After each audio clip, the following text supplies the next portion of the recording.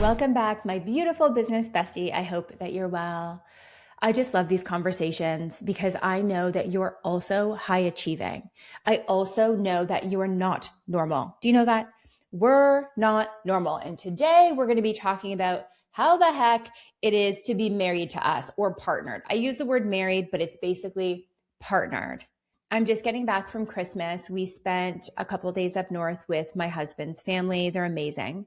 I am very lucky that he was raised by a mom who loved him and he really experienced secure love, and he's taught me secure love because I didn't really know what that was growing up. And when I'm there, I'm super bored. I don't know if you relate to this. They'll just sit on the couch and that's it, guys. That's it. And just chat about really nothing but everything. So I married a very simple man. And in some ways, I needed that. Don't we need yin to our yang? He brings, so two things. One, by simple, this is what I mean. So he's from northern Canada, technically. So Sudbury. And I'm also from a small town. He brings this lightness to our relationship. He shows me funny videos. He plays this game called Toon Blast. He has really no need for the spa. I will find these really cool getaways where we can have a psychedelic and mystical experience and go in flotation tanks and do all this fun stuff. And I'm like, do you want this? This enlightened level? And he's just like, I'm good. He doesn't really need more. And I am the complete opposite. And when I'm with his family, the time goes by so slow because I'm so freaking bored. And it's not about them. I know that. I'm jealous. I wish I could be more simple. I wish I was content just talking about TV shows, but that's not who I am. And I know I'm talking to myself right now, and probably you're a little bit or a lot of it like me. We're outliers. We are not normal, but in the best way. This is how I actually began this whole journey. When I built my group practice fast, I felt alone. I felt there was a level of what I wanted in life, but also a level of pressure that came with that I needed to find my tribe. And I did. I found these powerful group of humans who are entrepreneurs, not therapists. And then eventually, you know the rest. I sold it. And then I said, wait, what if I create a community like this so we could be together? But what do you think it's like to be married to us? It can be a lot. And there's been some journeys, I guess we can call it, in my marriage over the last maybe 2 months that I wanted to share with you so you could grow as well in your marriage and in your love life. First, I'll give you some backstory. So I met Dan online. We've been together 13 years. Our love story happened fast. He actually proposed 6 months after we met, but we were so ready for it. I was 33. It was so easy, and it still is. Like, this is why when I'm talking about hiring, because hiring is so much like dating. Don't you notice that?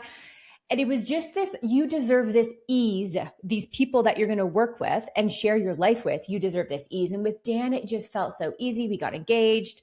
1 year later, we were married. 1 year later, we had twins. So thank God it all worked out. And he is the love of my life for so many reasons. I would say I'm avoidantly attached a little bit. And I think that's just the way that I was raised. I had a mom that was not present. And I was an only child until I was 8. And I remember just being super independent.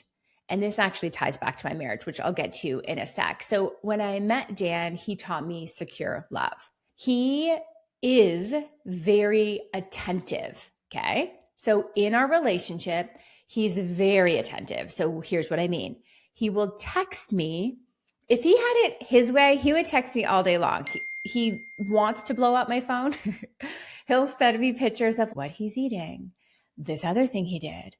And to be honest, how can I say this nicely? I'm okay if I don't get those texts. I'm okay if I don't get those texts, but I don't answer all of them, but I give a thumbs up and I tell him that I love him. And it's funny because I rather marry a person or partner with a person who is so attentive at the beginning, because when life happens and we ended up with two babies, one has a medical condition, that he's still so attentive. I still remember our third date. It was an amazing date. We laughed so much. I knew probably we would spend our life together because we just have fun, even now.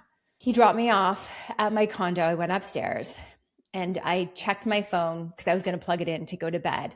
And there was already a text message from him. I know. And it said, "I miss you already." And I'm like, oh God. I think I probably thumbs up it or said, "You too." But I knew he was different. There were other guys like that I just ghosted. I was kind of like, oh, you're a lot. But it's served me. Okay. However, recently, in the last 2 months, he's admitted after 13 years of being with me that he's just felt neglected. He's lonely. He feels that I don't really need him. Guys, here's the problem. We are so independent. I know how to make myself happy, and it's actually not my partner. I don't go to him for my happiness. I go to meditation. I go to yoga. I go to the books. I have these amazing conversations with you and my friends. And then I'm building. This is why I want you in the conversation, because you're doing it too. You're distracted. We're building this beautiful business that we love. We're having a love affair with our business. And then we're also parents. And so somehow along the way, our partners feel that they're forgotten. And thank God he told me, because it could have got bad, right? Thank God he had hit his own rock bottom, that we had a conversation and he was able to realize it is so much work building what we're building. I know I'm not building a group practice, but I'm right beside you doing the same things, right? With my business. And then on top of that, do you notice this? So before we had kids, it was so easy to love each other because he was the only other human who could kiss me and hug me and love me. And I had that space for. But then we had children. And the thing about, and I know you feel this, when the children come, we feel love in a way that we have never before.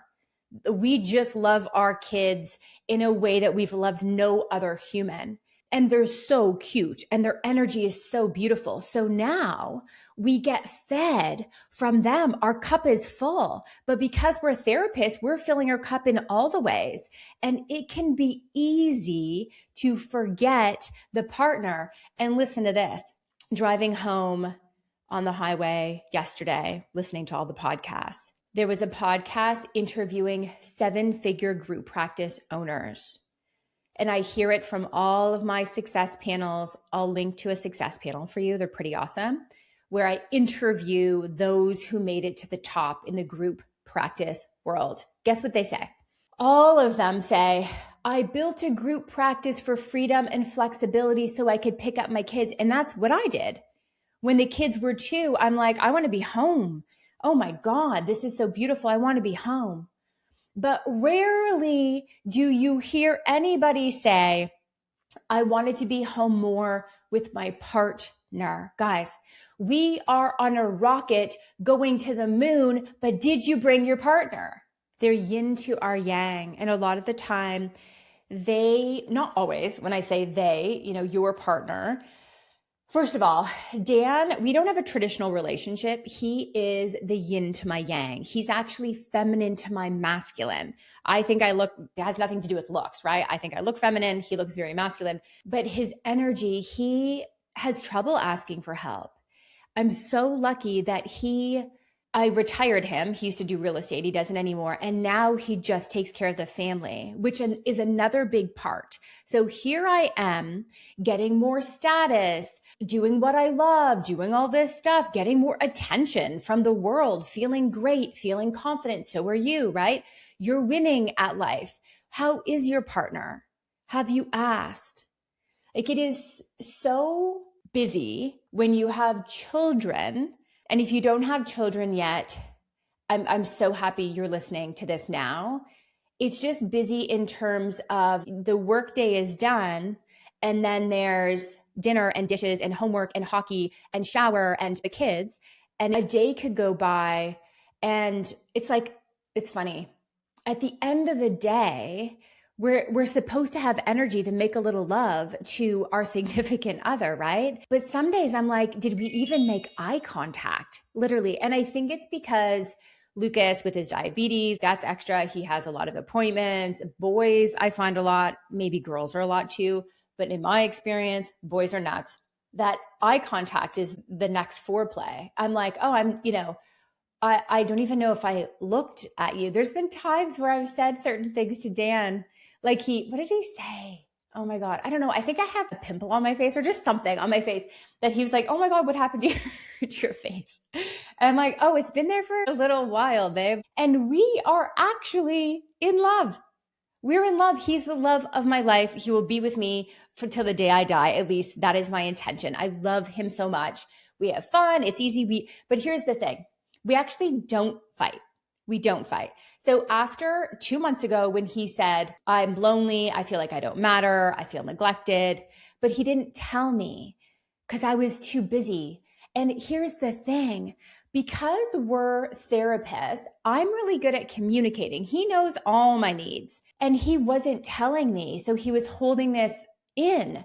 And so I just thought, well, you must be fine because you're not telling me anything, which is funny because I'm a couples therapist. So I should know better, maybe, or maybe I'm just human, right? Do my best. And so I'm like, we're going to go to couples therapy because we need a space just to talk, but on a meaningful level. Like, how are you? And he might say, I'm actually worried about our kids' future. I'm worried about this, I'm worried about that. That there's no space to literally have that conversation. So we've been booking, we're up to once a month now. So we don't always have stuff to talk about, but we'll book couples therapy to connect. And you know what's been the most amazing thing? I can't believe I'm saying this out loud, but in a weird way, I could see how he feels because I don't need him. And maybe that's healthy. I have a part of me, my IFS part, that really is like, I'm okay. I know how to be okay. I know how to thrive. But I'll tell you something, when he told me that I just feel so lonely in this marriage, I feel like you don't connect with closeness and intimacy, that deeper connection that you're supposed to save only for your romantic other. Guess what happened? When I said, oh my God, okay, of course I'm compassionate. So I was listening and I did all the things that I could, booked therapy but we were cuddling more and just having more closeness. And as a result, that strong part of me that leans on work and is the high achieving part, who is obsessive about the next thing and more, was able to have a soft place to fall. You see, there's so much love, hopefully, if you married the right person, it's like a box. There was this ungifted box in my home that I had just forgot to open in a while. And when I did, my whole body and nervous system was like, oh my God, this is exactly what I'm actually wanting, is to feel this deep love, being surrounded by abundant love. I wanted to bring this up to you because maybe you have an ungifted box at home, and this is your wake-up call after this conversation to turn to your partner and say, hey, how are you really? How is it really being married to a high-achieving therapist? And I'm aware that we are creatures of habit, and time will go by and it could be easy to forget because we are very distracted. We are having a love affair. I think you have to. I think there has to be this obsessive part of you that has to go all in and commit to your group practice. At the beginning, it requires so much. And so I literally, and I suggest you do this too, every month I have a reminder. I want to stay in couples therapy, even if it's every few months, for our lives, and fully commit to this person who is standing beside you. Now, if they're not the right person, then obviously we'll have a different convo. But if you're like, no, this person loves me, is supportive, here's what I want to leave you with. Are you allowing them to support you? Are you opening your heart enough to soften and breathing that in? Because the problem is we're so strong. That can be a problem. But in the end, what I'm actually striving for isn't wealth. I mean, it's a wealth, but it's also what I deeply want is to be present in my life and be surrounded by abundant love. But wait, I actually am right now.